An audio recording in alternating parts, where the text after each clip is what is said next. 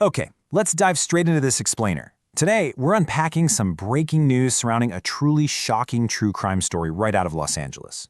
We're looking at the sudden, tragic death of a man whose face you've probably seen on your screen a million times over the last few decades. We're going to break down exactly how this unexpected tragedy unfolded right in the heart of the San Fernando Valley. Just listen to the sheer chilling nature of the 911 call that kicked off this whole investigation. I am the Son of Man. I just killed the man of sin. It's haunting, right?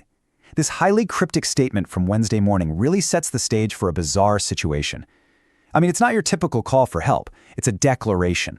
And it immediately tells investigators, and us, that this isn't just some random burglary gone wrong. There's a deeply personal and honestly, a deeply disturbed psychological element at play here. All right, Section 1, Tragedy in Tarzana. Let's trace the timeline. This really shows you the rapid, fatal escalation of events in what's normally a super quiet Tarzana neighborhood. Notice how incredibly tight this window is. At exactly 9:30 a.m., LAPD patrol officers respond to a call of unknown trouble on Irwin Street. Just minutes later, they pull up to the scene. But they don't find a minor neighborhood dispute. They find a man lying completely unconscious right there in the front yard, with a severe stab wound to his chest. Shortly after that, paramedics rush him to a local hospital, but tragically, it's too late. He's pronounced dead.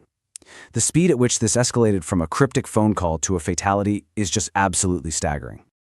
Okay, moving on to Section 2, Arrest and Investigation, and a very quick surrender. Now, the aftermath of this crime totally defied expectations. You'd think there'd be a frantic manhunt, right? Police helicopters, a massive neighborhood lockdown. But no, the suspect actually surrendered himself directly to the police right there at the scene. He literally flagged down the responding officers as they pulled up and explicitly told them, "Hey, I'm the guy you're looking for." That level of immediate submission is pretty rare, and it really speaks to how isolated and contained the whole event was in that front yard. So the absolutely crucial takeaway here is the domestic nature of the crime. The victim is identified as James Handy. The suspect, the guy who handed himself over, is 44-year-old Michael Glidhill. But here is where the tragedy really deepens, the connection.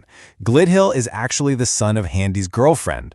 What's more, the investigation revealed that they all lived together in that exact same house. So this wasn't a stranger danger situation at all. This was a fatal conflict inside a shared home, erupting between a mother's boyfriend and her adult son.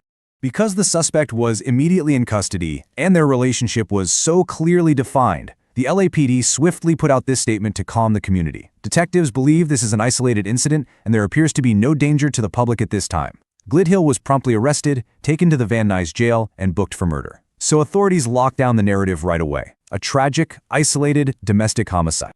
But to fully grasp the gravity of this, we really need to pause on this number, 81. The victim was 81 years old. That alone highlights the terrible vulnerability of the victim in this kind of brutal attack.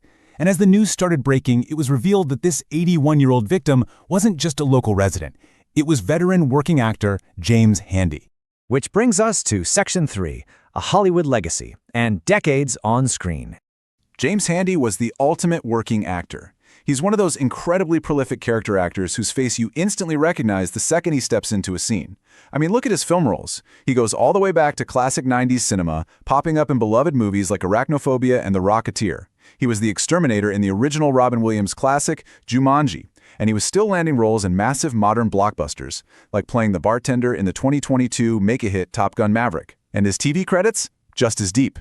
He had arcs on NYPD Blue for 2 whole seasons, showed up in Beverly Hills 90210 back in '95, and hit all the staple procedurals, from Law & Order to Profiler. He even crossed over into soap operas with The Young and the Restless, and did a modern guest spot on 911 just a couple years ago. This just scratches the surface, you guys, but it shows a man who spent his entire adult life showing up to sets, hitting his marks, and entertaining millions of people across generations. James Handy's face was broadcast into living rooms all around the globe for over 30 years. And yet, his final moments were spent on a front lawn in Tarzana on a random Wednesday morning, the victim of a violent domestic dispute with a man who called himself the Son of Man. The LAPD investigation is still ongoing, but it really leaves us to reflect on this jarring juxtaposition. How exactly does a life spent entertaining millions end in such a sudden, isolated, and inexplicable tragedy?